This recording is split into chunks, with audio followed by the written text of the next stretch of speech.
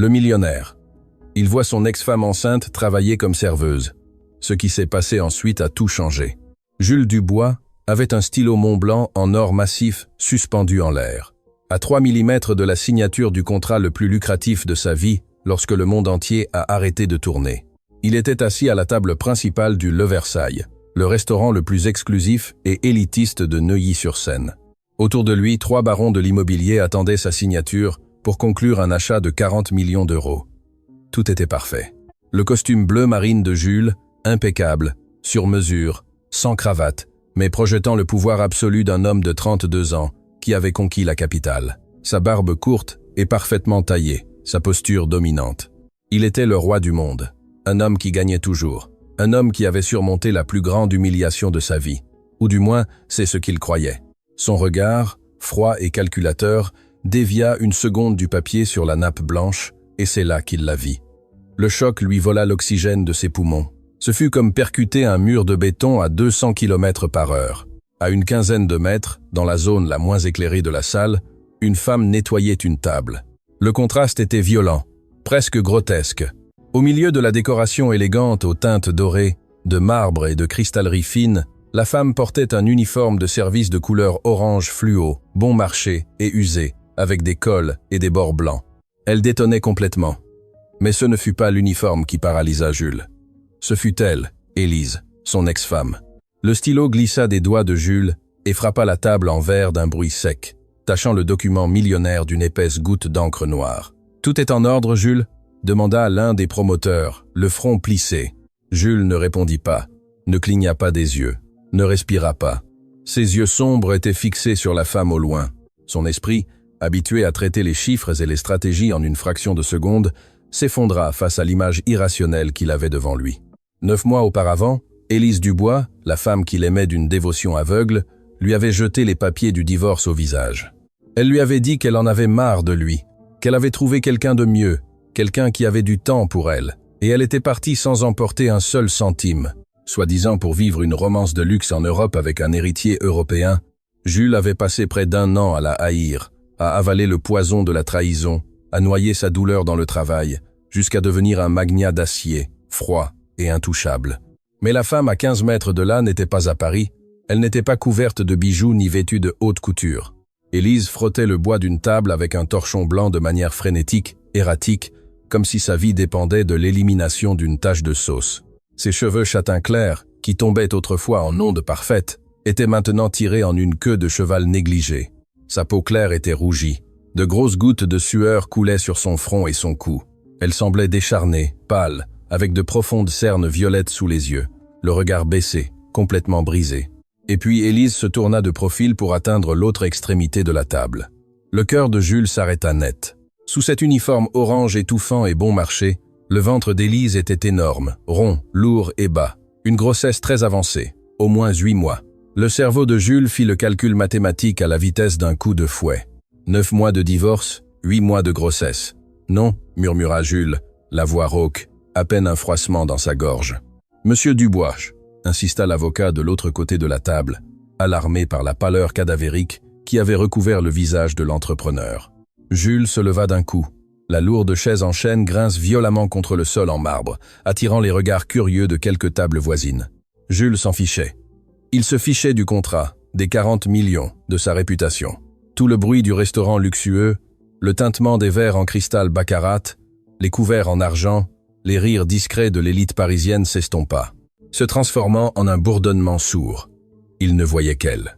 Élise s'arrêta une seconde, lâcha le torchon sur la table et porta une main à la base de son dos, se cambrant avec une expression de douleur muette. Elle respirait par la bouche, épuisée, comme si le poids de son propre corps et celui de la créature qu'elle portait à l'intérieur allaient briser sa colonne vertébrale. Cette femme qui fut autrefois propriétaire de la moitié de son empire. La femme qui marchait la tête haute et avec un sourire radieux. Maintenant, elle ressemblait à un animal acculé et au bord de l'effondrement physique. Jules fit le premier pas vers elle. Ses poings étaient si serrés sur les côtés de son costume bleu marine que ses jointures devinrent blanches. Un mélange toxique de colère, de confusion et de panique viscérale commença à bouillir dans ses veines. Qu'est-ce qui se passait? Où était l'amant millionnaire? Pourquoi la femme qui avait brisé sa vie nettoyait-elle les détritus d'autres personnes? Et à qui appartenait cet enfant qui lui déformait le corps et l'obligeait à traîner les pieds? Jules avança dans l'allée centrale, esquivant un serveur. Son regard sérieux, implacable et contemplatif ne quittait pas Élise. Il allait exiger des réponses. Il allait la détruire avec des mots si nécessaires. Il allait lui faire payer chaque nuit d'insomnie. Mais avant qu'il ne puisse arriver, une autre silhouette s'interposa sur la scène, bloquant le chemin d'Élise. C'était Philippe Dubois, le directeur général du Le Versailles. Un homme de 45 ans, en costume gris impeccable, le visage tendu et l'arrogance de celui qui aime humilier ceux qui sont en dessous de son statut. Jules s'arrêta à 3 mètres de distance, partiellement caché par une grande colonne de marbre et un arrangement floral extravagant. Il était assez proche pour tout entendre, mais hors du champ de vision de son ex-femme. Philippe regarda la table qu'Élise venait de nettoyer et passa ensuite un doigt sur le bord en bois. Il le leva dans l'air avec dégoût, comme s'il avait touché quelque chose de radioactif. « C'est ce que tu appelles nettoyer, Dubois ?» siffla le directeur. Sa voix basse mais chargée de venin, conçue pour ne pas déranger les clients riches, mais parfaite pour détruire son employé. « Je te paie pour que l'endroit brille, pas pour que tu éparpilles la saleté d'un côté à l'autre. » Élise baissa immédiatement la tête. Jules sentit un coup de fouet dans sa poitrine en voyant ce geste. L'Élise qu'il connaissait jamais, sous aucune circonstance, ne baissait la tête devant personne. Elle était féroce, fière, une femme qui ne se laissait pas piétiner. Maintenant, son menton touchait sa poitrine dans un acte d'absolue soumission. « Je suis désolé, monsieur Dubois », répondit Élise d'une voix tremblante, enrouée par la déshydratation. « Je vais vous repasser le désinfectant tout de suite. C'est juste que je me suis un peu senti mal, ce n'était qu'une seconde. Je me fiche de tes excuses de 5e zone », la coupa Philippe, s'approchant d'elle de manière intimidante. Élise, avec difficulté en raison de son énorme ventre, recula d'un pas maladroit. « Tu traînes toute la semaine dans la salle. Si tu continues à te déplacer comme une tortue, tu es viré aujourd'hui même. »« Non, s'il vous plaît », supplia-t-elle, levant le regard pour la première fois. Les yeux de Jules s'écarquillèrent en voyant la terreur absolue sur le visage de la femme qu'il avait aimée. « Monsieur Dubois, s'il vous plaît, j'ai besoin de ce travail. Le loyer est dû vendredi et je n'ai pas de quoi payer la clinique. Je vous jure que je serai plus rapide. Ne me renvoyez pas, je vous en supplie. » Le son de la supplication d'Élise traversa la poitrine de Jules comme un couteau dentelé. Il sentit le sang lui pomper dans les oreilles. La colère qu'il ressentait contre elle il y a à peine 2 minutes se transformait en un instinct sombre, primitif et dangereux. Il voulait assassiner Philippe Dubois de ses propres mains. « Ce ventre que tu portes n'est pas mon problème, Dubois », cracha Philippe, désignant l'énorme ventre sous l'uniforme orange. « Je m'en fiche que tu sois enceinte. Personne ne t'a obligé à ouvrir les jambes. Ici, tu viens travailler. Si tu ne peux pas suivre le rythme parce que ton enfant te pèse trop, va mendier dans la rue, c'est là que tu appartiens. Tu as 3 minutes pour laisser cet endroit impeccable, sinon tu prends tes affaires et tu dégages. C'est compris ?» La cruauté des mots résonna dans la petite zone. Une grosse larme silencieuse roula sur la joue d'Élise, se mélangeant à la sueur. Elle serra les lèvres, retenant ses pleurs, et hocha frénétiquement la tête. « Oui, monsieur, compris. Je vais le laisser impeccable, » murmura-t-elle, saisissant le torchon avec des mains qui tremblaient de manière incontrôlable et commençant à frotter le bois avec désespoir, pliant son corps avec une agonie évidente. Philippe sourit avec satisfaction, arrangeant les revers de son veston, se retournant pour partir. Mais il n'alla pas très loin. Une main de la taille d'une assiette se referma autour de son cou par derrière, agrippant le tissu de son costume gris avec une telle force que les boutons de sa chemise menacèrent d'éclater. Le directeur s'étouffa dans un hoquet étouffé lorsqu'il fut violemment tiré en arrière. Il se heurta de front au visage assombri de Jules Dubois. Les yeux de Jules n'étaient plus ceux d'un homme d'affaires calculateur, c'étaient ceux d'un prédateur, à une seconde de déchiqueter sa proie. « Tu as un problème avec elle, ordure ?» grogna Jules, sa voix résonnant dans un baryton profond, létal, suffisamment haut pour que le murmure des tables voisines s'éteigne immédiatement. Philippe pâlit jusqu'à devenir couleur de cendre. Il connaissait Jules Dubois. Toute l'élite parisienne connaissait le magnat de l'immobilier. C'était l'un des clients les plus importants et les plus redoutés de la ville. « Monsieur Dubois », bégaya le directeur, tremblant sous l'étreinte qui menaçait de lui couper le souffle. « Et je corrigeais juste le personnel. Je ne voulais pas vous déranger. » Le son du nom Dubois eut un effet électrique à 2 mètres de distance. Élise, qui frottait la table avec les yeux pleins de larmes, se figea complètement. Le torchon blanc glissa de ses doigts, tombant au ralenti sur le sol. L'oxygène sembla être aspiré de la pièce. Lentement, la terreur absolue défigurant ses traits, Élise tourna la tête. Sa respiration s'arrêta.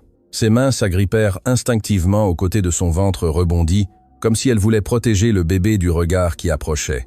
Jules lâcha Philippe d'une poussée brutale, faisant trébucher le directeur et tomber à genoux sur le marbre. Mais Jules ne regardait plus l'homme au sol. Ses yeux se fixèrent directement sur Élise. Le silence dans le restaurant fut sépulcral. Les regards des millionnaires alentours étaient fixés sur la scène. La tension était si dense qu'on aurait pu la couper avec un cristal. Jules la regarda de haut en bas, l'uniforme humiliant, les cernes, la panique dans ses yeux châtains, et enfin cet énorme ventre de 8 mois. Élise recula d'un pas, heurtant un plateau de verre vide qu'un serveur avait laissé prêt. Le plateau tomba au sol. Le son des verres éclatant en 1000 morceaux brisa le silence comme un coup de feu, mais aucun d'eux ne bougea. Ils se faisaient face, le millionnaire trahi et l'ex-femme détruite. « Jules !» murmura Élise, les lèvres tremblant incontrôlablement, reculant d'un pas, voulant disparaître, fuir, mourir avant qu'il ne pose la seule question à laquelle elle avait juré de ne jamais répondre. Jules fit un pas vers elle, écrasant les verres brisés avec ses chaussures italiennes, ses yeux brûlants de douleur et de rage. « Moi, Élise, » dit Jules, la voix basse, rauque et résonnant dans le silence absolu. « Moi, depuis que tu as fui. » Jules baissa le regard vers son ventre, le calcul brillant comme une condamnation à mort dans ses pupilles. 8 mois de grossesse. Élise se couvrit la bouche avec ses mains, étouffant un sanglot, reculant jusqu'à ce que son dos heurtât le mur. Il n'y avait pas d'issue.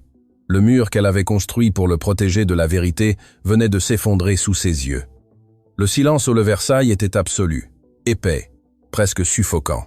Les dizaines de convives millionnaires, habitués à se plaindre si le vin n'était pas à la température exacte, retenaient leur souffle. Personne ne bougeait un muscle. Sur le sol en marbre, Philippe, le redouté directeur, était toujours à genoux, se frottant le cou rougi, paralysé par la violence contenue qui émanait du costume bleu marine de Jules Dubois. Mais Jules ne voyait personne d'autre. Le monde entier s'était réduit à la femme acculée contre le mur, Élise, sa Élise, ou la femme qu'elle avait été autrefois. Le cerveau de Jules, une machine entraînée à dévorer des données financières et à détecter des fraudes en quelques secondes, travaillait maintenant à une vitesse vertigineuse, mais pas avec des chiffres de compte bancaire, avec des mois, avec des dates, avec des souvenirs qui lui brûlaient le sang. 9 mois exacts depuis cet après-midi pluvieux, où elle avait jeté les alliances sur le plan de travail en granit de leur manoir, 9 mois depuis qu'elle l'avait regardé avec un mépris glacial, affirmant qu'il n'était pas suffisant, qu'elle avait trouvé un vrai homme, un homme d'affaires, européen qui lui donnerait le monde que Jules lui refusait en travaillant toujours. Mois depuis qu'elle avait disparu sans laisser de traces, bloquant ses appels, s'effaçant de la carte.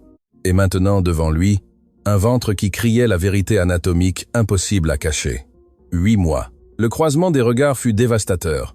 Jules chercha dans les yeux châtains d'Élise la femme froide et calculatrice qu'il avait abandonnée, mais il ne la trouva pas à sa place. Il ne vit qu'un animal blessé, terrifié. Ses mains fines et rugueuses, autrefois toujours ornées d'une manucure parfaite et de diamants, étaient maintenant rouges, craquelées par les produits de nettoyage, et s'accrochaient à son ventre rebondi avec une force protectrice instinctive. 8 mois. La voix de Jules ne fut pas un cri. Ce fut un murmure rauque, chargé d'un venin qui paralysa Élise. « Tu es enceinte de 8 mois. » Élise déglutit. La panique lui serra la poitrine, lui coupant la respiration. Ses yeux se remplirent de larmes qui refusaient de tomber. Elle savait que Jules était brillant. Elle savait qu'il ne mettrait pas plus de 5 secondes à faire le calcul. Si elle était partie il y a 9 mois, et que le bébé avait 8 mois, la conception eut lieu exactement dans les semaines précédant le divorce. Semaines pendant lesquelles ils partageaient encore le même lit. « Jules, s'il te plaît » supplia-t-elle d'une voix faible, se serrant contre le mur lambrissé de bois fin, comme si elle voulait y fusionner. « Pars, ne fais pas de scandale ici. Laisse-moi partir. » Jules lâcha un rire sec, dénué de tout humour, un son qui fit trembler les serveurs les plus proches. « Que je ne fasse pas de scandale. Tu disparais. Tu me brises la vie. Tu me dis que tu pars à Paris avec un magnat qui va te traiter comme une reine. Et je te trouve en train de nettoyer la misère à Paris, morte de faim et sur le point d'accoucher. » Jules fit un pas en avant, raccourcissant la distance. Son imposante silhouette couvrit Élise de son ombre. L'odeur de sa cologne chère de bois et d'épices frappa Élise, déterrant 1000 souvenirs qui la frappèrent comme un marteau dans l'estomac. Les mathématiques ne collent pas, Élise. Jules leva la voix pour la première fois, un rugissement qui résonna au plafond double hauteur du restaurant. 9 mois sans te voir, 8 mois de grossesse. Qui est le père? La question flotta dans l'air comme une condamnation à mort. Philippe, depuis le sol, tenta d'intervenir, terrifié de perdre son emploi ou le prestige du lieu. C'est, monsieur Dubois. Si l'employé vous gêne, la sécurité peut la faire sortir par la porte de service immédiatement. Jules ne le regarda même pas.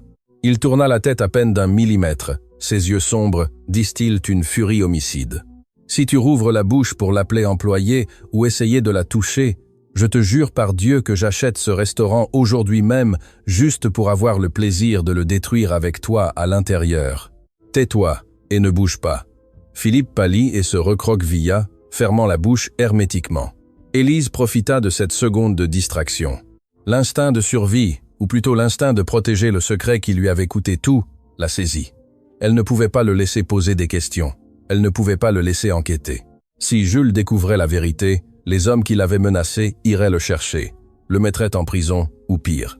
D'un mouvement rapide, poussé par une pure adrénaline, Élise poussa maladroitement une chaise vers l'allée, bloquant le chemin de Jules, et courut, ou du moins essaya. Courir avec le poids de 8 mois de grossesse sur un corps dénutri était plus un trébuchement désespéré. Elle tourna sur ses talons de caoutchouc usés et se lança vers les portes battantes de la cuisine. « Élise !» hurla Jules, la surprise le figeant une microseconde avant que ses longs pieds ne réagissent.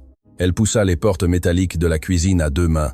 La chaleur des fours, l'odeur de graisse, de viande saisie, et les cris des chefs l'enveloppèrent. Elle entra comme un ouragan orange, trébuchant parmi les cuisiniers, renversant un plateau de légumes propres. « Attention, Élise !» cria un aide-cuisinier, l'esquivant de justesse. « À un côté !» fut le rugissement qui suivit. Les portes battantes s'ouvrirent à nouveau violemment, heurtant le mur. Jules Dubois entra dans la cuisine, ignorant les normes d'hygiène, ignorant le chaos qu'il laissait derrière lui. Son costume de créateur n'allait pas dans cet enfer d'acier inoxydable et de graisse, mais il avançait comme un char de guerre. Élise regarda en arrière par-dessus son épaule, la terreur injectée dans ses yeux. Elle atteignit la porte arrière de secours, la poussa avec tout le poids de son corps et sortit dans la nuit parisienne. Le coup de la porte métallique en se refermant retomba dans les murs de briques. Le cul-de-sac arrière du Le Versailles était le revers exact de la médaille. Si à l'intérieur tout était luxe, musique douce et parfum français, à l'extérieur, ça puait la poubelle pourrie, l'humidité retenue dans l'asphalte et l'air smogant de la ville. Une ampoule clignotante projetait une lumière jaune et malade sur les conteneurs à ordures industrielles. Élise s'appuya contre le mur de briques froides, respirant par la bouche en halètement rauque. Son cœur battait si fort contre ses côtes qu'elle craignait qu'il ne se brise. Elle serra son ventre à 2 mains, sentant une douleur aiguë à la base de son pelvis. Le bébé bougea, donnant de forts coups, agité par le niveau de stress et d'adrénaline qui inondait le torrent sanguin de sa mère. « Calme-toi, mon amour, calme-toi », murmura Élise d'une voix brisée, fermant les yeux avec force, priant pour que Jules ne l'ait pas suivie, priant pour qu'il la laisse partir. Mais le destin et Jules Dubois n'acceptaient jamais un non comme réponse. La lourde porte métallique s'ouvrit d'un coup de pied dans un fracas brutal. Jules sortit dans le cul-de-sac. Le contraste de l'obscurité le fit s'arrêter 1 seconde jusqu'à ce que ses yeux s'ajustent. Et là, il la vit recroquevillée près des poubelles, sale, tremblante, enveloppée dans cette maudite uniforme orange qui lui donnait la nausée d'indignation et de douleur. Il marcha vers elle d'un pas lent, lourd, prédateur. Chaque pas résonnait dans l'asphalte mouillé. Élise leva le menton, se forçant à construire le mur de glace qu'il avait sauvé il y a 9 mois. Elle devait mentir. Elle devait être cruelle. Si elle montrait de la faiblesse, il creuserait jusqu'à trouver la vérité sur pourquoi elle l'avait abandonné. « Pars, Jules !» cria Élise, avant qu'il ne soit à 2 mètres. « Je ne veux pas te voir, laisse-moi tranquille. » Jules s'arrêta à quelques centimètres d'elle. Il était si grand qu'il l'obligeait à regarder vers le haut. Son visage était tendu, les veines de son cou marquées par la rage contenue. Il n'y avait pas une once de l'homme amoureux et doux qui lui préparait le petit déjeuner le dimanche. Devant elle se trouvait le requin des rues de Paris. « Je ne vais nulle part, Élise. Pas avant que tu m'expliques ce que diable cela signifie. » Jules désigna d'un mouvement brusque de la tête le ventre de la femme. « Explique-moi, parce que mon comptable pourrait mieux additionner cette merde. Tu pars en disant que tu me détestes, que tu as un magnat qui t'attend. Tu pars sans demander de pension, sans emporter un seul centime, soi-disant pour vivre en Europe. Et 9 mois plus tard, je te trouve en train de laver de la merde dans un restaurant de ma ville, pesant 10 kilos de moins et enceinte de 8 mois. Élise serra les poings. Ses ongles lui rentrèrent dans les paumes. Ce ne sont pas tes affaires. Ma vie n'est plus à toi. Bien sûr qu'elle l'est, rugit Jules, frappant le mur de briques juste à côté de la tête d'Élise avec son poing fermé. L'impact fit tomber de petits morceaux de mortier. Élise sursauta de peur, mais ne détourna pas le regard. « Regarde-moi dans les yeux, sois. Dis-moi la vérité. Cet enfant est-il à moi ?» La question explosa dans le cul-de-sac. Le silence qui suivit ne fut interrompu que par la respiration agitée des deux et le bourdonnement électrique de la lampe cassée. Jules baissa le regard vers le ventre. Sa respiration devint erratique. Un mélange d'espoir terrifié et de rage désolante traversa son visage. Si ce bébé était le sien, si son propre fils avait été contraint de nettoyer des tables, de souffrir la faim, de ramper sur le sol pendant qu'il concluait des affaires millionnaires en brindant avec du champagne, la culpabilité le détruirait. Élise vit la vulnérabilité dans ses yeux. Elle vit comment l'armure de l'homme d'affaires se fissura une seconde. Cela lui brisa le cœur. Elle voulait le serrer dans ses bras. Elle voulait pleurer sur sa poitrine, tachant son costume hors de prix et lui dire qu'elle l'aimait, qu'elle n'avait jamais cessé de l'aimer, qu'elle avait vendu toutes ses possessions de valeur pour payer les extorqueurs qui avaient menacé de fabriquer des preuves pour le mettre en prison fédérale. Elle voulait lui dire que l'enfant était le sien, mais les voyous furent clairs. S'ils le découvrent, non seulement nous le mettrons en prison, mais nous le tuerons en prison. Tu pars et tu disparais, et si tu parles, le bâtard ne naîtra pas. Élise avala le nœud de ses larmes, durcit sa mâchoire et tira des forces de son désespoir. Son visage se transforma, adoptant un masque d'arrogance forcé, froid et vide. « Ne sois pas crédule, Jules, dit-elle, crachant les mots avec un mépris qui lui brûla la gorge. L'enfant n'est pas le tien, il est à lui, l'homme pour qui je t'ai quitté. » Jules sentit un seau d'eau glacée lui vider la nuque. La douleur physique le traversa. Ses muscles se tendirent jusqu'à faire mal. À lui, Jules lâcha un rire ironique, rauque, plein d'incrédulité et de ressentiment, du millionnaire européen. Et où est-il? Pourquoi la femme d'un magnat nettoie-t-elle les détritus de Philippe Dubois en tenue orange? Où sont tes luxes, Élise? Élise détourna le regard, ne pouvant soutenir le mensonge face à ses yeux perçants. Elle regarda vers les poubelles. Il m'a abandonné, lâcha-t-elle le mensonge d'un coup, la voix tremblante, mais en maintenant son personnage. Ce fut une erreur. J'ai été stupide. Ce pauvre malheureux m'a abandonné quand je lui ai dit que j'étais enceinte. Il a annulé mes cartes et m'a laissé par terre. J'ai dû revenir à Paris. J'ai dû chercher du travail pour ne pas mourir de faim. Jules traitait chaque mot. Ses yeux balayaient le visage d'Élise comme un détecteur de mensonges. Il observa la lèvre fendue par la déshydratation. Il observa la posture de ses épaules courbées. Il observa la honte sur son visage. « Alors c'est tout », murmura Jules en reculant d'un demi-pas, comme si sa seule proximité le contamina. « Tu m'as changé pour un fantasme. Tu es parti te vautrer avec un idiot pour de l'argent. Et quand il t'a laissé avec le problème dans le ventre, tu as fini par balayer la misère. Le karma est une chienne impitoyable, n'est-ce pas, Élise ?» Les mots de Jules furent comme des coups de couteau directs au cœur. Élise sentit qu'elle s'étouffait, mais hocha lentement la tête, acceptant la punition, acceptant la haine dans les yeux de l'homme pour lequel elle sacrifiait sa vie. « Oui, Jules, » murmura-t-elle, une larme traîtresse s'échappant enfin et roulant sur sa joue sale. « Je suis stupide. Tu as raison. Tu as vu à quel point je suis misérable. Tu as déjà eu ta vengeance. Maintenant, s'il te plaît, pars. Laisse-moi continuer à travailler pour pouvoir acheter des couches pour mon fils. » Jules la regarda un long moment. La haine était évidente, oui, mais l'intelligence de Jules Dubois ne s'éteignait pas par la colère. Il y avait quelque chose dans la voix d'Élise. Il y avait quelque chose dans la façon dont elle serrait les dents, dans la façon dont son corps tremblait non pas de peur, mais de douleur physique. Les pièces ne s'emboîtaient pas tout à fait. La femme intéressée et cruelle qu'elle décrivait ne demanderait pas pardon avec les yeux tout en crachant du venin avec la bouche, mais l'orgueil est un monstre aveugle.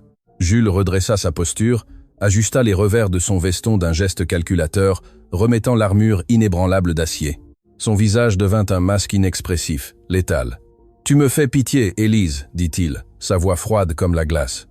J'espère que le salaire minimum te suffira pour ton orgueil. » Sans dire un mot de plus, Jules Dubois fit demi-tour et marcha vers la porte arrière du restaurant.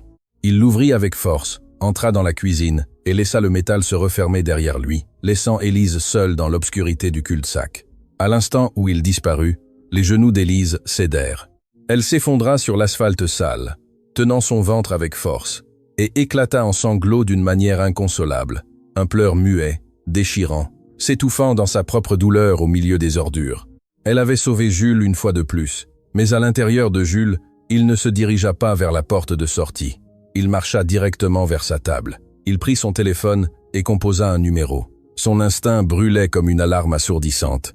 La version d'Élise était parfaite, trop parfaite pour être réelle. Et il allait découvrir la vérité, à n'importe quel prix.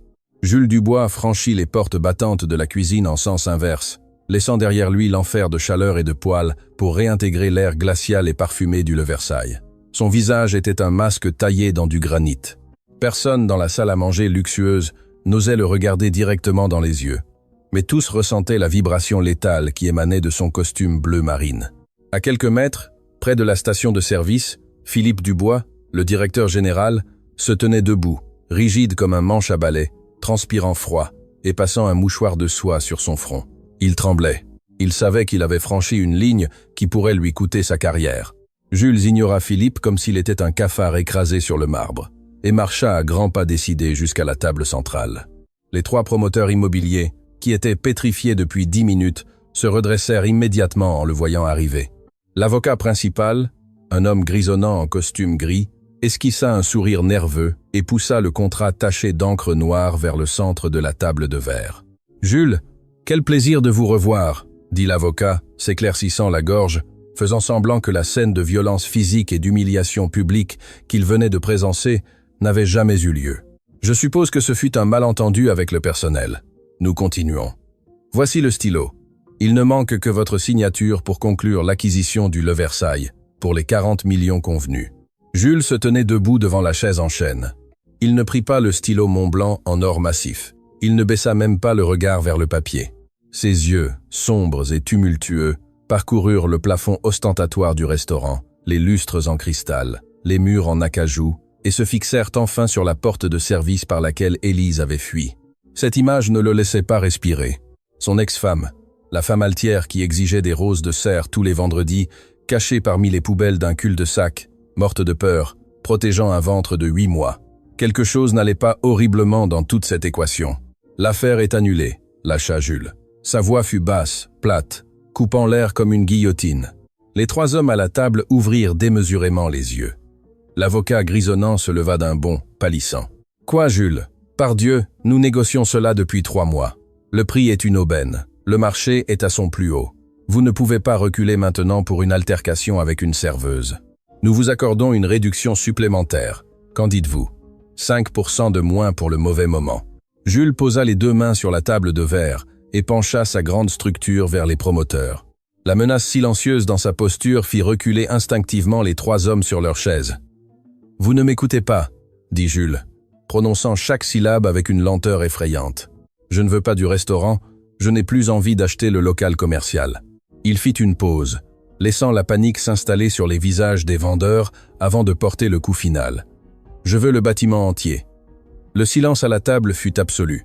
L'avocat cligna des yeux, incapable de traiter le revirement. « La tour commerciale, Jules, elle n'est pas à vendre. Et même si elle l'était, nous parlons de plus de 200 millions d'euros.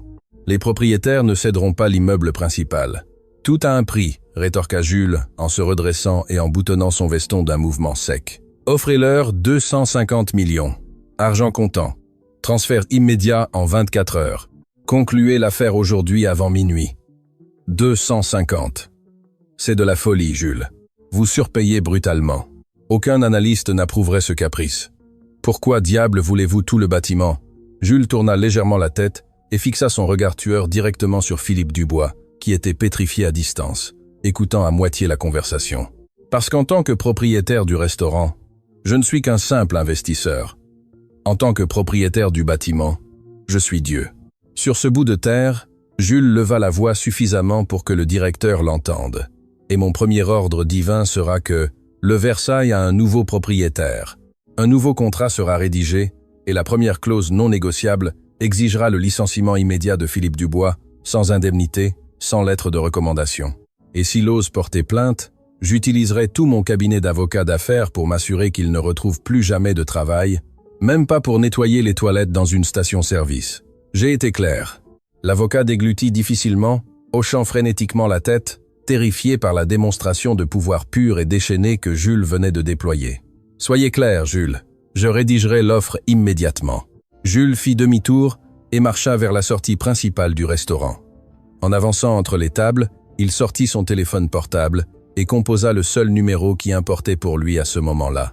Ce n'était pas celui de son assistant, ni celui de sa banque.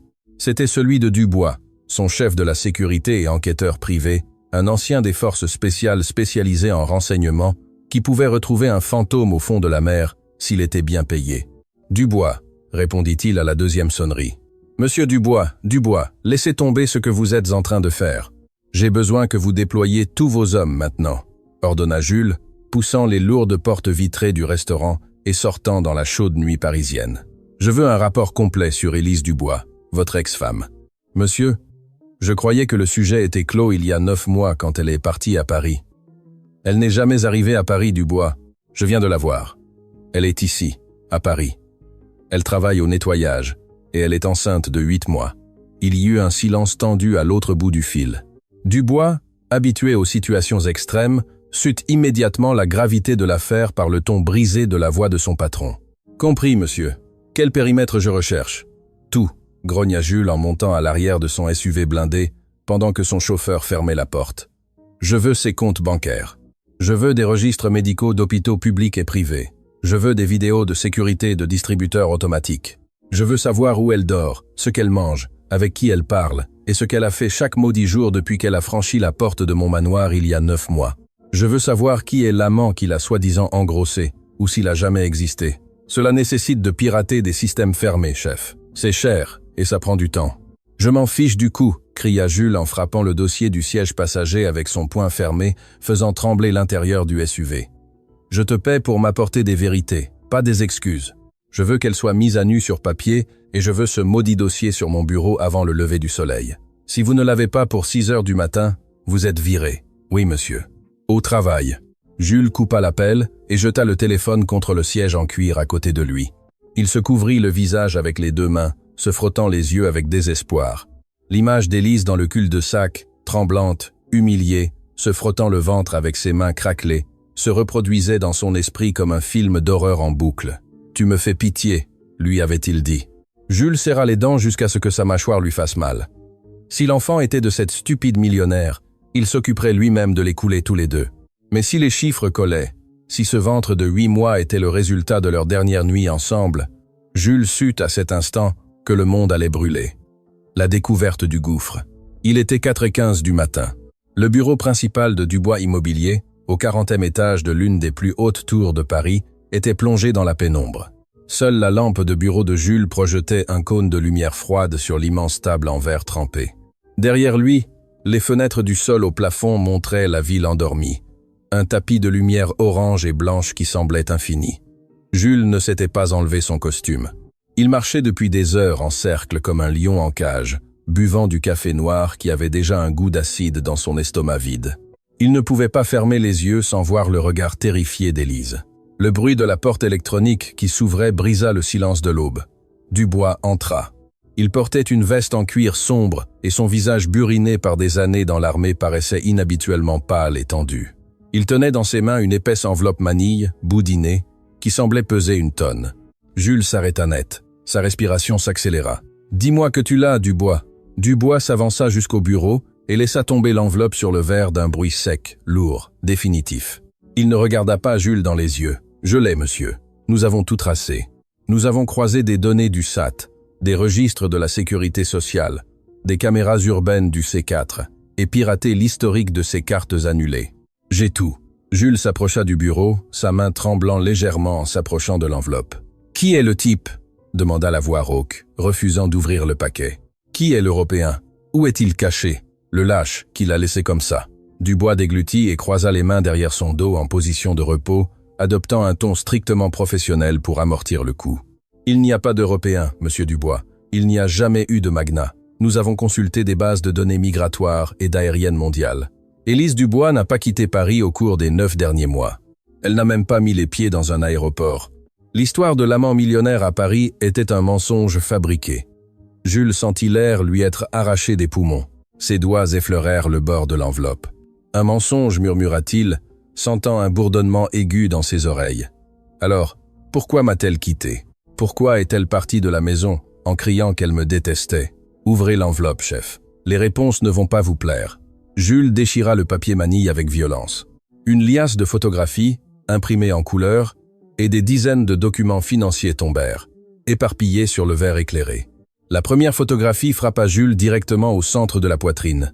Elle montrait Élise avec un vieux pull usé marchant sur un trottoir cassé dans le quartier de l'Indépendance, l'une des zones les plus marginalisées et dangereuses de la ville. Elle portait des sacs en plastique du supermarché et son ventre était déjà très évident. Sur la deuxième photo, Élise montait un escalier en colimaçon rouillé, s'accrochant à la rambarde métallique avec une expression d'épuisement absolu. « Ce sont des captures de caméras de sécurité du quartier il y a 2 semaines, expliqua Dubois en montrant l'image. C'est son domicile actuel. Elle vit dans une chambre de toit en tôle et ciment, 12 carrés mètres. La salle de bain est partagée avec 4 autres locataires. Elle paye 1 500 € de loyer par mois et est en retard de 2 mois. Mon Dieu, s'exclama Jules en reculant d'un pas, se portant une main à la poitrine comme s'il avait reçu un impact de balle. C'était ma femme. Elle était propriétaire de tout ça. Pourquoi vit-elle dans la misère? Pourquoi n'a-t-elle pas retiré d'argent de ses comptes conjoints avant le divorce? Je n'ai jamais bloqué ses cartes jusqu'à ce qu'elles disparaissent. Dubois fit glisser un relevé de compte sur le verre, le poussant vers Jules. Les chiffres étaient surlignés en marqueur fluorescent jaune. Monsieur, elle a vidé ses comptes personnels 3 jours avant de vous demander le divorce.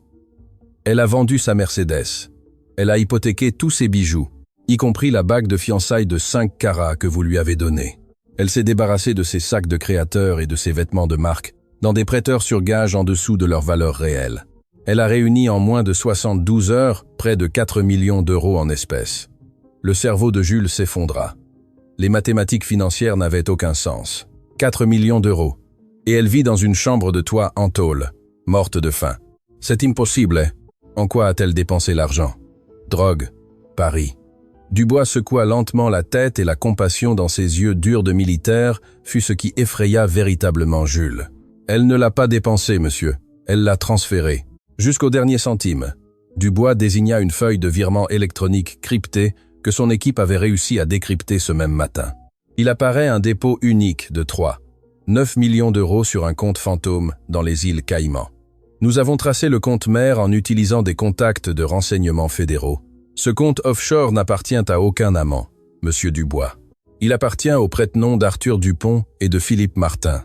Le nom des 2 hommes explosa dans la tête de Jules comme une bombe atomique. Arthur et Philippe, ses anciens associés majoritaires. Les hommes que Jules avait découverts en train de commettre une fraude massive dans la société de construction il y a 1 an. Jules les avait expulsés de l'entreprise lors d'une assemblée générale brutale, leur retirant leur pourcentage et les menaçant de les envoyer dans une prison de haute sécurité s'ils s'approchaient à nouveau de son empire. Quel rapport Élise a-t-elle avec Arthur et Philippe? Jules sentit que la pièce tournait, la lumière froide de la lampe lui brûlait les yeux. Nous avons consulté les caméras de sécurité du périmètre de sa demeure il y a 9 mois, exactement 2 jours avant que Madame Élise ne vous demande le divorce. Vous souvenez-vous que vous étiez en voyage d'affaires à New York cette semaine-là? Jules hocha mécaniquement la tête. La sueur froide commença à perler son front. Dubois sortit une dernière photographie du fond de l'enveloppe. Elle était sombre, granuleuse, prise par une caméra de rue, mais l'image était incontestable. Elle montrait l'entrée en fer forgé du manoir Dubois. Et là, debout devant la porte, interceptant Élise, qui venait de descendre de sa voiture, se tenaient Arthur et Philippe, flanqués de 2 hommes armés. Ils l'ont interceptée quand elle était seule. « Monsieur », dit Dubois, la voix grave et sombre. Selon les informateurs du milieu que j'ai contactés il y a 1 heure, Arthur et Philippe avaient en leur possession des documents falsifiés et des témoins achetés suffisants pour vous incriminer pour la fraude qu'ils avaient commise. La fausse preuve était parfaite, Jules. Si elle l'avait présentée à un juge fédéral, vous auriez non seulement perdu l'entreprise, mais vous auriez passé 20 ans dans une prison de haute sécurité. Les genoux de Jules cédèrent. Il dut s'agripper au bord du bureau en verre pour ne pas tomber au sol. L'air ne lui entrait pas dans les poumons. Ils ont extorqué Élise, continua Dubois sans pitié, déterrant le puits d'horreur. Ils lui ont exigé 4 millions d'euros en espèces pour lui livrer la seule copie de cette fausse preuve et vous laisser tranquille. Et ils lui ont imposé une condition de plus. Elle devait divorcer de vous et disparaître. Si vous essayez de chercher les extorqueurs ou si elle vous disait un seul mot du chantage, il vous tuerait tous les deux. Le silence qui remplit le bureau du 40e étage fut assourdissant. Jules baissa les yeux vers les photos éparpillées. Élise marchant avec le pull déchiré. Élise dormant sur un matelas au sol. Élise nettoyant des tables au Le Versailles pour gagner des pourboires et payer 1 500 € de loyer. Elle ne l'avait pas trahi. Elle n'était pas partie avec un autre homme. Elle l'avait abandonné pour lui sauver la vie et son empire. Elle avait assumé le rôle de la méchante cruelle, supportant sa haine et son ressentiment pendant 9 mois, parce que c'était la seule façon de le protéger. Elle a vendu jusqu'à la dernière goutte de sa dignité pour payer la rançon de la liberté de Jules. Et le bébé? Oh Dieu, le bébé. Jules se couvrit la bouche avec sa main, étouffant un gémissement guttural, un son qui semblait arraché du fond de son âme. Les larmes chaudes et furieuses jaillirent de ses yeux sombres, tombant sur le verre du bureau et tachant les documents financiers. S'il n'y avait pas d'amant européen, si elle n'avait jamais été avec un autre homme, si les 9 mois coïncidaient parfaitement avec la dernière semaine qu'ils ont dormi ensemble avant qu'elle ne signe le divorce, le bébé. La voix de Jules se brisa en 1000 morceaux, s'étouffant dans les larmes. Il tomba à genoux sur la moquette grise de son bureau de luxe, s'agrippant à sa poitrine, détruit par le niveau de sacrifice que sa femme avait fait. Le bébé est à moi, cet enfant est à moi. L'homme le plus puissant de la ville, l'entrepreneur impitoyable qui n'avait aucune pitié pour personne, s'effondra au sol en pleurant comme un enfant, en réalisant ce qu'il avait fait. Il avait humilié la mère de son enfant. Il l'avait laissée seule dans un cul-de-sac sombre, se frottant le ventre fatigué pendant qu'il la regardait avec dégoût. Dubois fit un pas en avant, s'accroupissant à côté de lui. « Monsieur Dubois, levez-vous. Nous avons un problème bien pire. » Jules leva les yeux rouges et le visage baigné de larmes. Qu'est-ce qui pourrait être pire que ce cauchemar? Dubois lui tendit un dernier papier, un rapport médical d'une clinique communautaire. Lorsque nous avons tracé ces visites médicales, nous avons découvert ceci. Madame Élise n'est pas allée travailler aujourd'hui au Le Versailles. Sa chef de car l'a envoyée à la clinique publique il y a 3 heures. Son état de dénutrition sévère et le stress extrême auquel elle a été soumise hier soir ont provoqué des complications mortelles. Jules a une pré-éclampsie sévère. Jules sentit le monde s'arrêter complètement. Elle est aux urgences de l'hôpital général universitaire. Et les médecins disent qu'elle et le bébé ne passeront pas la nuit. Jules Dubois ne se souvint pas s'être levé. Il ne se souvint pas avoir franchi les portes vitrées de son bureau d'entreprise, ni la descente vertigineuse dans l'ascenseur privé du 40e étage. Son esprit s'était fracturé, ne laissant de place qu'à un instinct primitif et désespéré, arrivé jusqu'à elle. Les portes de l'ascenseur s'ouvrirent dans le parking souterrain. Les clés. « Donnez-moi les maudites clés », rugit Jules, arrachant la télécommande du SUV blindé à son chauffeur, qui recula effrayé contre le mur de béton. Dubois courut derrière lui, montant sur le siège passager, juste au moment où le moteur V8 du SUV rugissait d'une férocité assourdissante. Les pneus crissèrent sur le pavé poli, laissant une traînée de fumée noire et une odeur de caoutchouc brûlé, tandis que Jules accélérait vers la rampe de sortie. L'aiguille du compteur de vitesse s'envola. Il était 4h32 du matin. Les rues de Paris étaient vides, enveloppées dans la brume grisâtre de l'aube. Jules conduisait comme un homme possédé, grillant les feux rouges traversant les avenues principales à plus de 160 km/h. Ses mains serraient le volant gainé de cuir, avec une telle force que ses jointures semblaient sur le point de faire éclater la peau. Dans sa tête, les mots de la veille se répétaient comme une torture implacable. « Tu me fais pitié, Élise. J'espère que le salaire minimum te suffira pour ton orgueil. » Jules lâcha un cri étouffé, un son guttural qui résonna à l'intérieur de la cabine de luxe. Il se frappa la poitrine avec son poing fermé, essayant d'arracher la douleur physique qui lui écrasait les poumons. « C'est moi, Dubois !» cria Jules d'une voix déchirée par les larmes. « C'est moi qui l'ai poussée à bout. Hier, je l'ai acculée dans ce cul-de-sac. Je lui ai crié qu'elle était une ordure. J'ai laissé cet imbécile de directeur l'humilier devant moi. Elle me sauvait la vie et je la détruisais. » Dubois, agrippé à la poignée de sécurité par la vitesse suicidaire du véhicule, sortit son téléphone. « Monsieur, concentrez-vous sur la route. J'ai déjà contacté le directeur de chirurgie de l'hôpital Saint-Joseph. J'ai 3 spécialistes privés en route pour l'hôpital général. Ils ont l'ordre de la transférer dans la meilleure suite de soins intensifs du pays dès que nous arriverons. L'argent ne sera pas un problème. » « Je m'en fiche de l'argent, » rugit Jules avec les yeux injectés de sang, les larmes lui brouillant la vue. « Si elle meurt, Dubois, si mon fils ne naît pas, je vais brûler toute la ville en commençant par moi-même. » Au loin, Les lumières d'urgence de l'hôpital général universitaire découpèrent l'obscurité. C'était un bâtiment énorme, gris, usé par le temps et le manque de budget, un lieu saturé de douleur et de privation, l'exact opposé du monde de marbre et d'or dans lequel Jules avait vécu pendant que sa femme enceinte nettoyait des tables pour survivre. Jules freina brusquement le SUV, envahissant la voie des ambulances et descendit avant que le moteur ne s'éteigne complètement. Il courut vers les portes des urgences. L'impact de la réalité à l'intérieur de l'hôpital fut comme recevoir un coup de batte de baseball dans l'estomac. La salle d'attente était un chaos suffocant. Des dizaines de personnes dormaient sur des chaises en plastique dur. Des femmes pleuraient dans les coins. L'odeur de désinfectant bon marché mélangeait à la sueur et à la maladie. Les lumières fluorescentes clignotaient, projetant une teinte lugubre sur les murs décolorés. Jules traversa la salle en poussant les gens sans ménagement. Son imposante silhouette en costume bleu marine de créateur, maintenant froissé et sans cravate, détonnait violemment avec la misère du lieu. Il arriva au comptoir de la réception, une vitre blindée sale derrière laquelle une infirmière épuisée tapait sur un vieil ordinateur.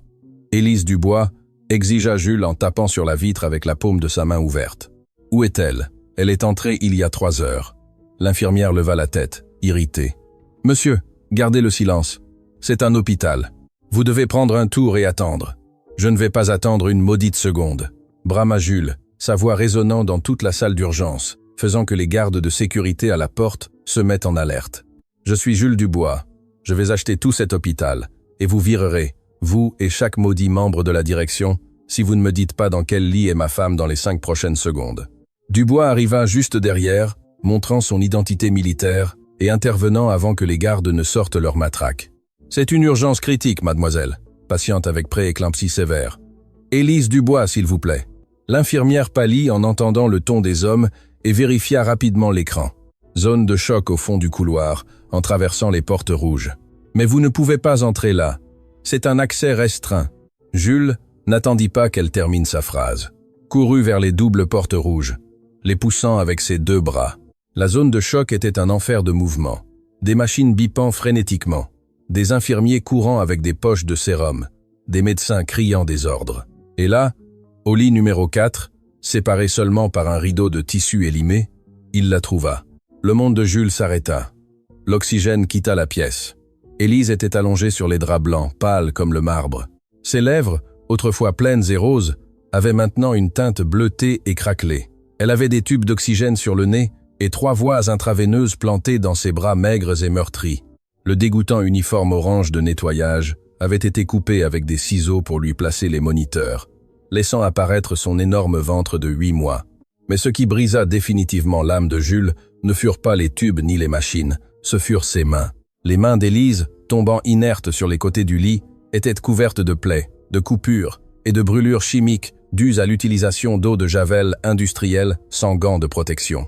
L'homme qui contrôlait le destin financier d'une partie du pays tomba à genoux près du lit en métal bon marché. « Mon amour » murmura Jules, la voix brisée s'étouffant dans ses propres pleurs. « Élise, mon Dieu, qu'est-ce qu'ils t'ont fait?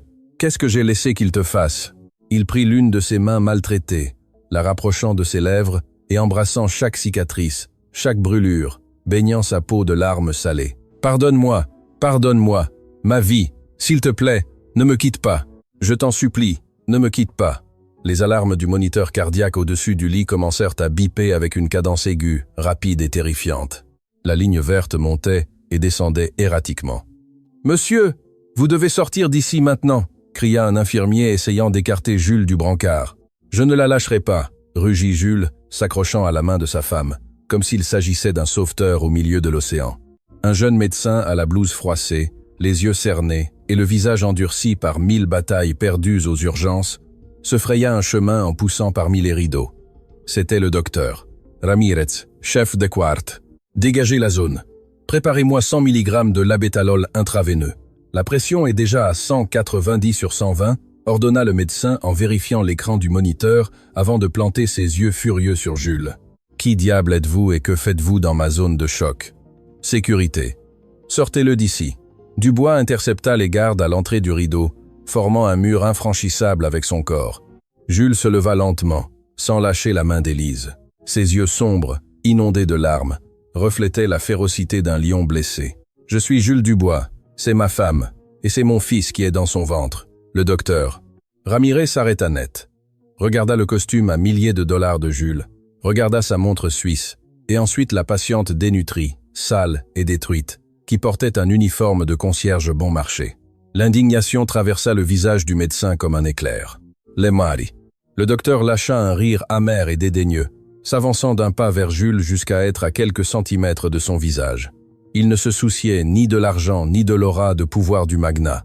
Dans sa salle d'urgence, il était la plus haute autorité. « Où diable étiez-vous ces 8 derniers mois, monsieur Dubois ?» Le coup de la question frappa Jules de plein fouet. Il voulut répondre, voulut expliquer la tromperie, l'extorsion de ses associés, l'orgueil maudit qui l'avait aveuglé. Mais les mots moururent dans sa gorge.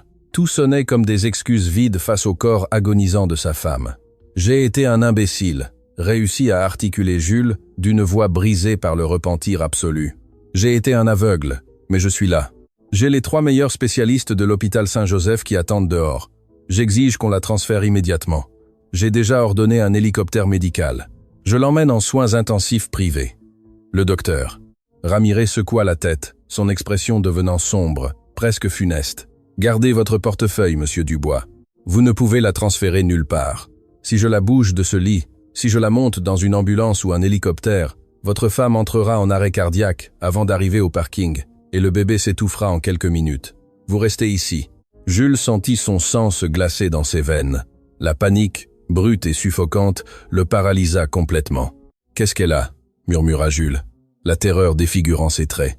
« Dites-moi exactement ce qu'elle a et comment je le règle. » Le docteur. Ramirez prit un dossier en aluminium gris au pied du lit et le jeta sur la poitrine de Jules.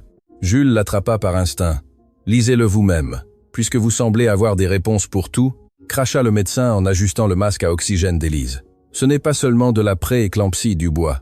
Votre femme meurt d'épuisement chronique et de dénutrition sévère. Son taux d'hémoglobine est de 7. Elle est anémique. Le corps de cette femme s'est consumé pour maintenir le bébé en vie. » Jules ouvrit le dossier. Les chiffres médicaux lui dansaient devant les yeux, mais les notes marginales du ambulancier qu'il avait ramassé au restaurant furent des dagues directes à son cœur. Patiente trouvée inconsciente. Journée de travail de 14 heures par jour debout. Apport calorique minimum ces derniers mois. Stress post-traumatique sévère. J'ai vérifié ses affaires à la recherche d'un contact d'urgence, continua le docteur en désignant un sac en tissu bon marché et déchiré dans le coin de la chambre. Elle n'avait pas un sou pour acheter une bouteille d'eau, monsieur Dubois, mais elle avait ses reçus de la maison de prêt apportés.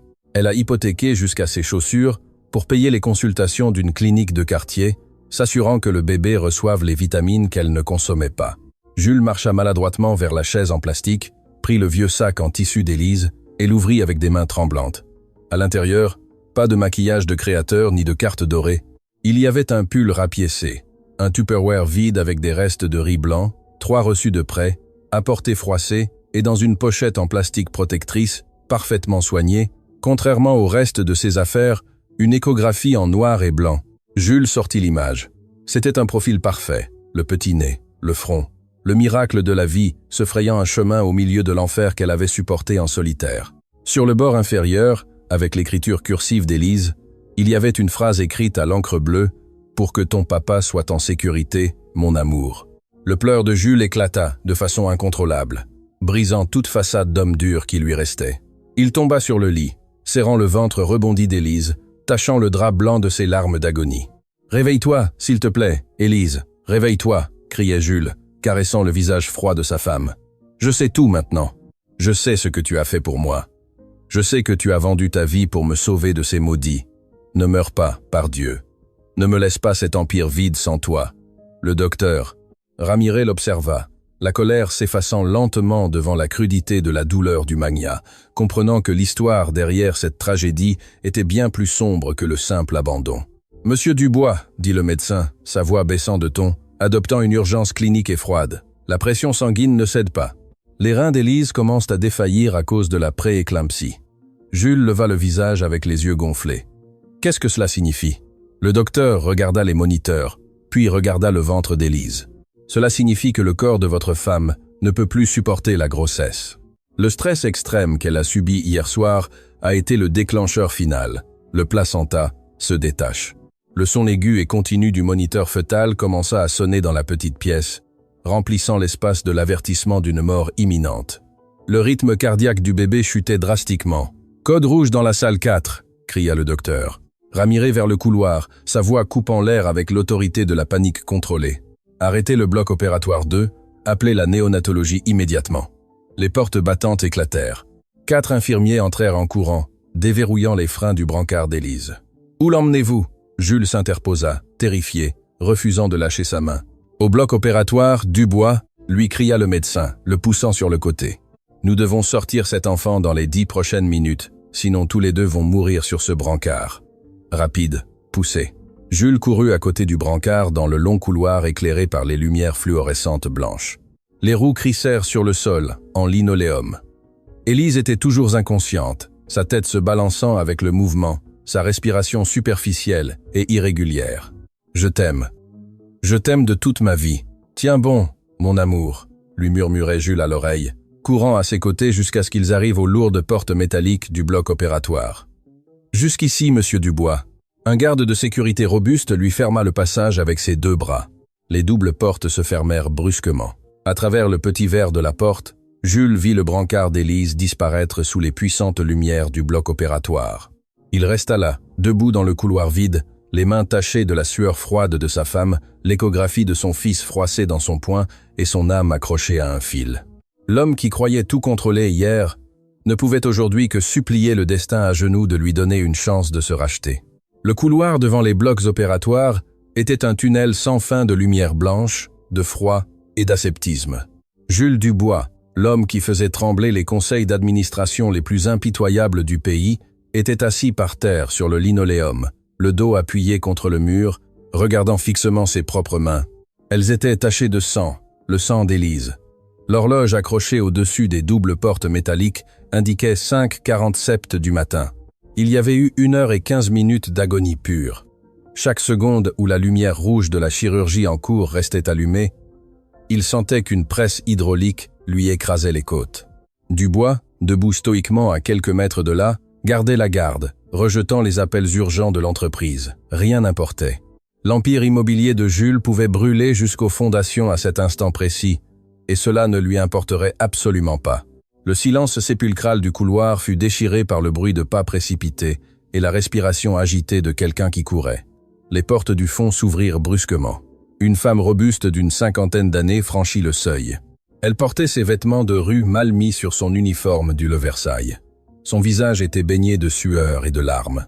C'était Carmen, la collègue serveuse d'Élise, la seule personne qui avait montré une once d'humanité avec elle dans cet enfer de restaurant. « Élise, où est Élise Dubois ?» cria Carmen, sa voix rebondissant sur les murs stériles, cherchant une infirmière avec désespoir. « On m'a appelé du quart de nuit. On m'a dit qu'on l'avait amenée en code rouge. » Dubois fit un pas en avant pour l'intercepter par protocole de sécurité, mais Jules leva une main tremblante du sol, lui ordonnant silencieusement de la laisser passer. Jules reconnut la femme. Il l'avait vue du coin de l'œil hier soir, observant terrifié depuis la cuisine comment Philippe humiliait son ex-femme. Carmen s'arrêta net en voyant le magnat par terre à l'hôpital. Son regard passa de la surprise absolue à une haine bouillante, profonde et viscérale. Elle ne se souciait pas du costume cher de Jules, ni de la présence du garde du corps géant. Elle s'avança jusqu'à être face à lui, le pointant du doigt d'un doigt tremblant. « Vous !» cracha Carmen avec un mépris qui fit lever les yeux à Jules. « Vous êtes le salaud d'hier soir, le monstre à 2000 €. Vous êtes venu finir le travail. Vous êtes venu voir si l'humiliation que vous lui avez fait passer hier soir l'avait enfin tué. » Jules déglutit. Le nœud dans sa gorge était si grand qu'il ne lui permettait presque pas de respirer. Il se leva lentement, s'appuyant sur le mur. Il ne se défendit pas. Il ne leva pas la voix. Ses yeux injectés de sang et son visage décomposé par la douleur prirent Carmen par surprise. Mais la femme ne recula pas. « Je suis son mari », dit Jules d'une voix réduite à un fil rauque et fracturé. « Je suis le père du bébé. » Carmen ouvrit démesurément les yeux. L'impact de la révélation sembla la paralyser une seconde. Puis elle lâcha un rire amer, sec et plein de venin. Le mari. Carmen raccourcit la distance, plantant ses yeux dans ceux de Jules. Où diable était le mari quand cette fille pleurait jusqu'à vomir dans les toilettes du restaurant parce qu'elle n'avait même pas de quoi acheter un paracétamol? Où était le père de l'année quand elle mangeait les restes des assiettes des clients? parce qu'elle ne mangeait rien depuis 3 jours pour pouvoir payer la clinique. Chaque mot de Carmen était une balle tirée à bout portant directement dans la poitrine de Jules. Lui, il connaissait déjà l'effet froid grâce à Dubois. Il connaissait l'extorsion de ses ex-associés. Il connaissait les 4 millions transférés aux îles Caïmans. Il connaissait la menace de mort qui l'obligeait à prétendre ne pas l'aimer. Mais la crudité de ce qu'Élise avait vécu jour après jour, la réalité physique de son sacrifice le déchirait vivant. Je ne le savais pas, murmura Jules, fermant les yeux avec force, laissant les larmes jaillir à nouveau. Elle m'a menti pour me protéger. Je croyais qu'elle m'avait abandonné pour un autre. Bah oui, elle t'a protégé, espèce d'aveugle, explosa Carmen, frappant la poitrine de Jules avec ses 2 mains. Un acte pour lequel Dubois aurait brisé des coups dans toute autre circonstème. Mais Jules se laissa frapper, recevant la punition qu'il estimait méritée. Cette petite est arrivée pour demander du travail il y a 8 mois, tremblante comme une feuille. Elle avait peur que des hommes en costume noir ne la retrouvent. Elle se cachait chaque fois qu'une voiture de luxe passait sur l'avenue. Elle a vendu ses manteaux en plein décembre pour acheter des couvertures bon marché. Et tout le temps, tout le maudit temps, elle se caressait le ventre et murmurait à son bébé que tout irait bien, que le sacrifice en valait la peine parce que son papa était en sécurité.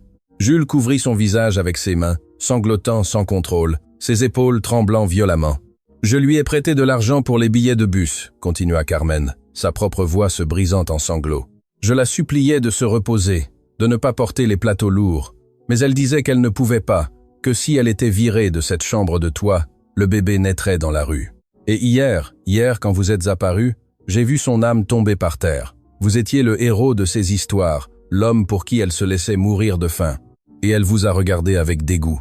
Elle a laissé Philippe la traiter comme une ordure. « Basta !» supplia Javier, tombant à genoux à nouveau, détruit en 1000 morceaux, son front touchant le sol froid de l'hôpital. « S'il vous plaît, ça suffit. J'ai été un imbécile. J'ai été un lâche aveuglé par l'orgueil. Je donnerai ma vie entière à cet instant pour être sur cette table d'opération à ta place. » Carmen baissa les yeux vers l'homme le plus puissant de la ville, réduit en cendres par le poids de sa propre arrogance.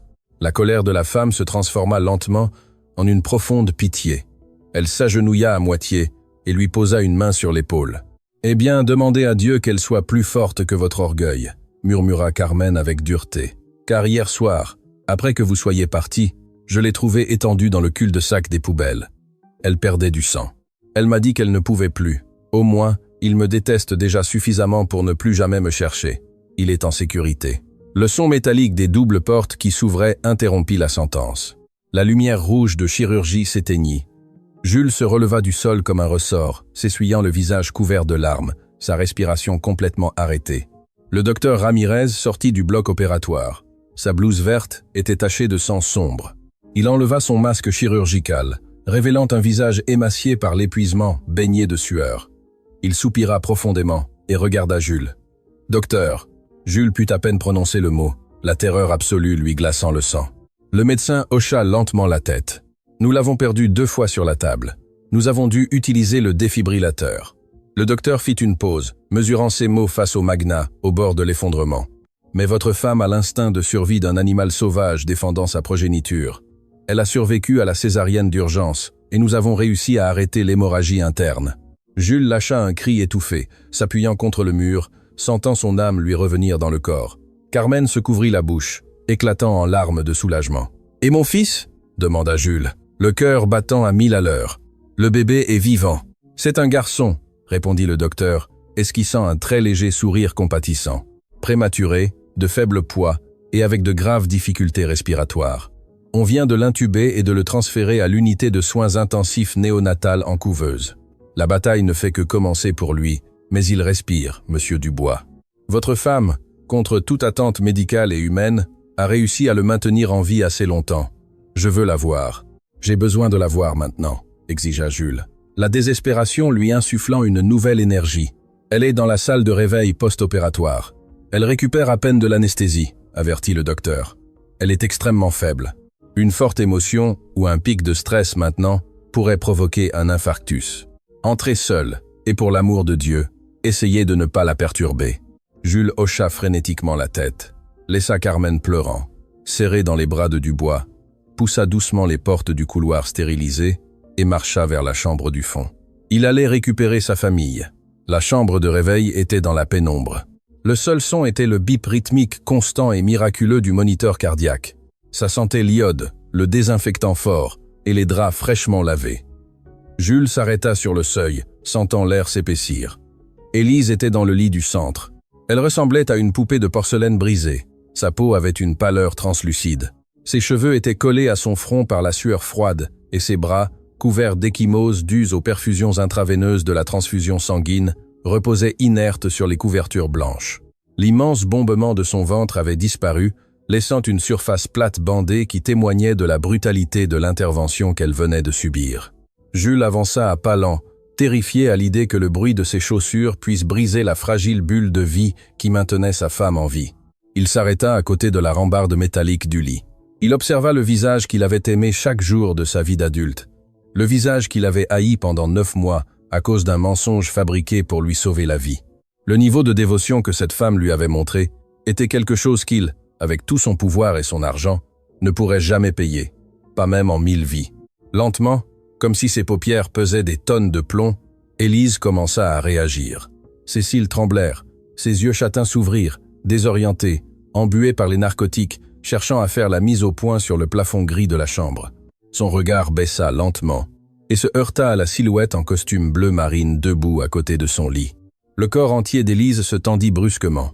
La terreur revint dans ses yeux avec la force d'un tsunami. La machine de fréquence cardiaque commença à accélérer drastiquement son bip. Élise tenta de s'asseoir, ignorant la douleur lancinante et déchirante des points de la césarienne sur son abdomen. « Non, non !» murmura Élise, sa voix sonnant comme du papier de verre, levant une main faible pour pousser la poitrine de Jules. « Jules, pars d'ici.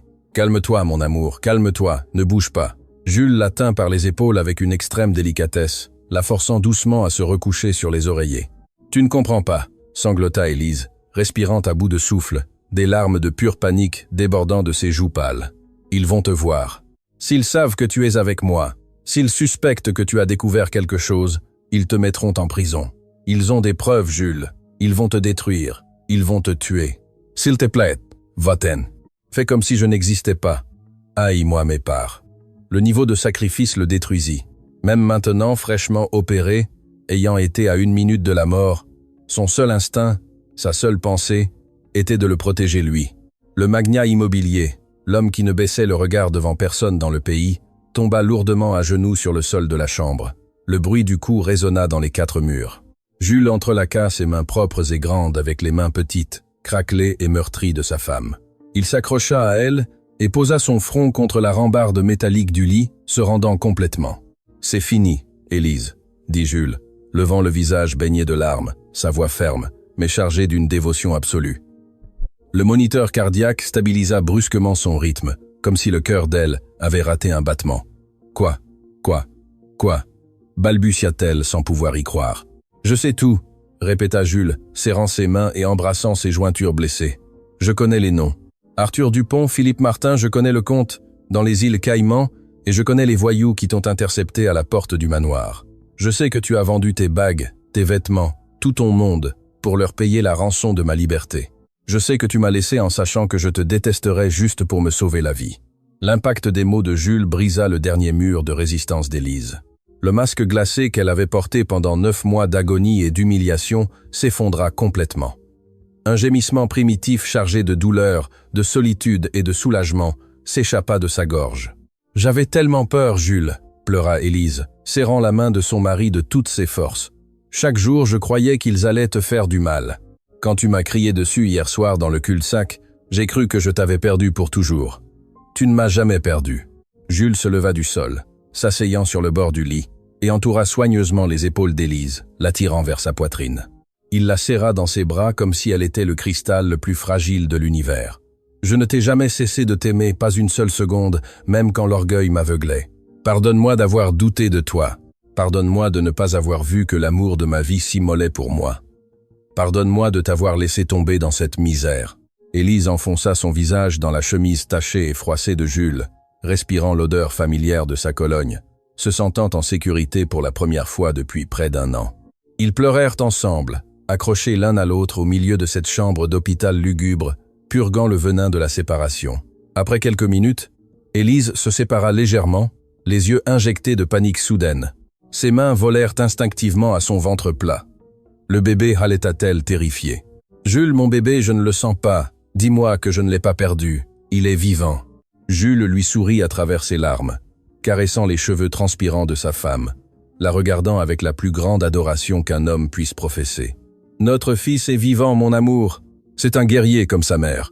Il est en couveuse en train de se rétablir, mais il est vivant et en sécurité. » Élise ferma les yeux et laissa tomber sa tête sur les oreillers, poussant un soupir de soulagement qui lui retira tout l'air de ses poumons. « Notre fils !»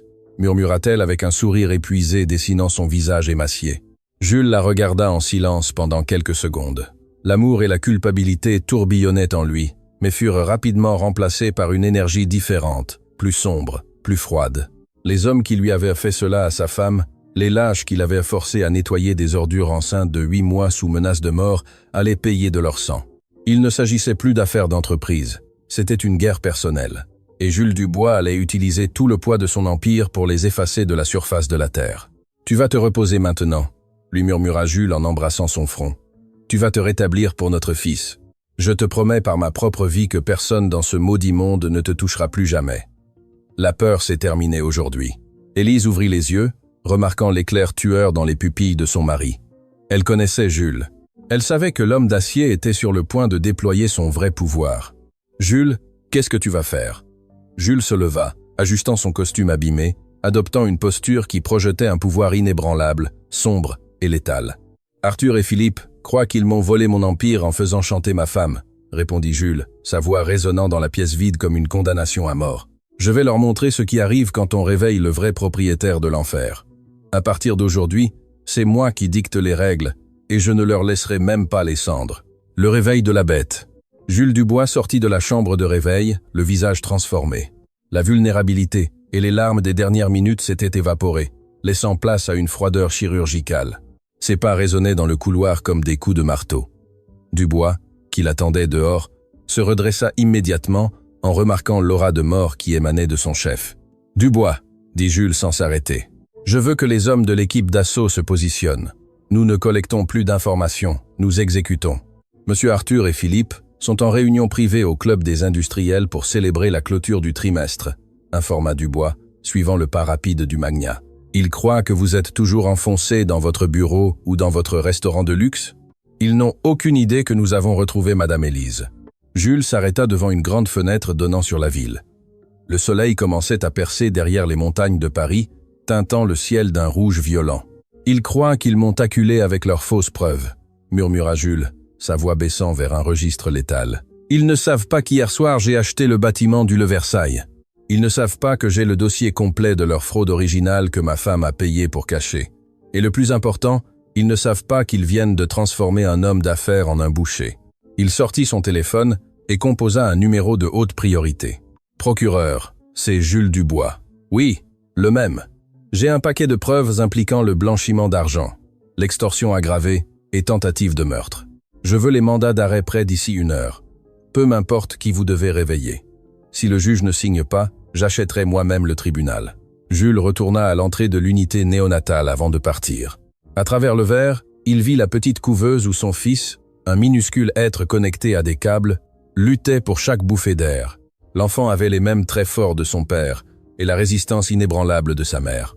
« Tiens bon, mon petit », murmura Jules contre la vitre. « Ton papa va nettoyer le monde pour que toi et ta maman n'ayez plus jamais peur. » Quelques minutes plus tard, 3 SUV blindés noirs quittèrent l'hôpital à toute vitesse.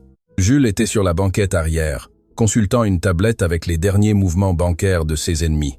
Arthur et Philippe avaient commis une erreur fatale, sous-estimer l'amour d'un homme qui n'a rien à perdre car il a tout retrouvé. L'opération fut rapide et silencieuse.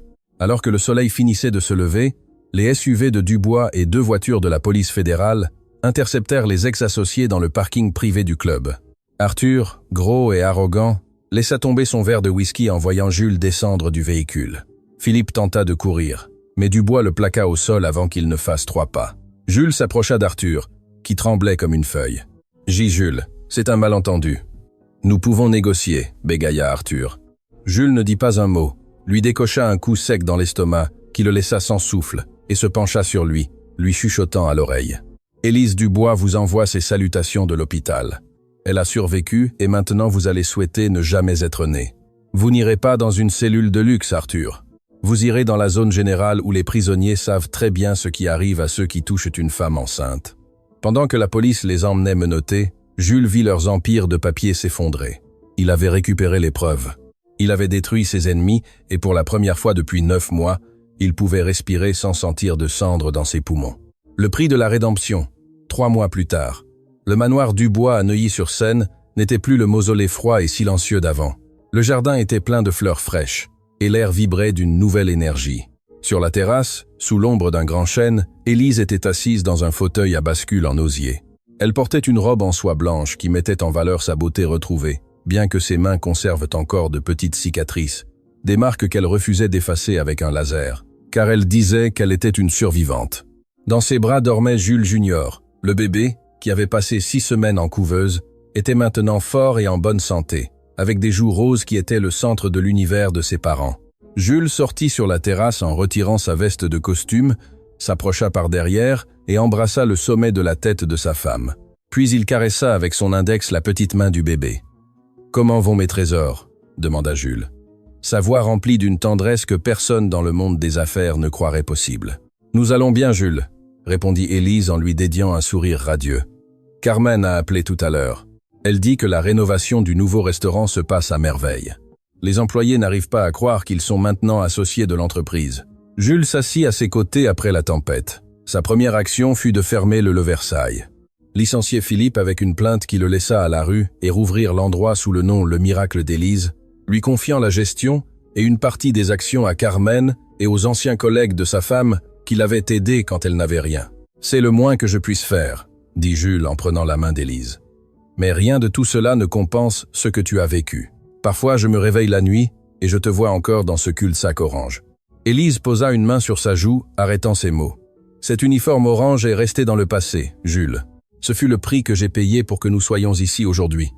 Ne le vois pas comme une humiliation, vois-le comme notre armure. Il m'a appris que je suis plus forte que ce que je croyais, et il m'a appris que tu valais chaque goutte de sueur. » Jules l'attira vers lui, l'enlaçant elle et le bébé dans un cercle protecteur. L'homme d'acier avait appris que le vrai pouvoir ne résidait pas dans les comptes bancaires, ni dans les immeubles de 40 étages, mais dans la capacité de se sacrifier pour ce qu'on aime. « Je te promets, » murmura Jules, regardant l'horizon de la ville qu'il avait autrefois voulu conquérir et qu'il habitait maintenant simplement avec paix, que le reste de ma vie sera pour te servir, toi et notre fils. Tu ne seras plus jamais seul. Il n'y aura plus jamais de secret. » Élise posa sa tête sur l'épaule de son mari. Le soleil de l'après-midi baignait la scène d'une lumière dorée. L'histoire qui commença avec un divorce fin, une trahison inventée et un uniforme de nettoyage humiliant se terminait ici avec la victoire de l'amour sur l'ambition. Jules Dubois, le magnat qui avait tout, comprit finalement qu'il n'avait été véritablement riche que le jour où il avait trouvé sa femme en train de nettoyer des tables dans l'obscurité, car ce jour-là, son cœur s'était remis à battre. La justice avait été faite. Les ennemis étaient derrière les barreaux, et la famille était unie. Le fantôme de l'uniforme orange pouvait enfin reposer en paix. Ouais,